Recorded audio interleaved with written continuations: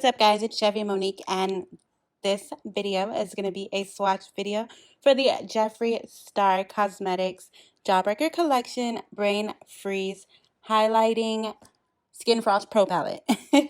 So this again is another just swatch video only. If you'd like to see a review, make sure to leave it in the comments below. I am giving away each of the palettes in the Jawbreaker collection, so all 3 palettes in the Jawbreaker collection, so make sure to check out my back to school giveaway video. Now let's go on to the shades. Okay, so the first shade is going to be Cold Shoulder, and then we have Goldbreaker, and then we have Cocky, and then we have my favorite, which is Status Quo, and then we have Frozen Fruit, and then we have Freeze Tag. So I would say my 2 favorite shades is going to be Status Quo and Cold Shoulder. And then I kind of threw in a little extra addition to this video. I have the Jeffree Star Supreme Frost Caramel Kissed highlighter. So you can see it here, and it is a beauty.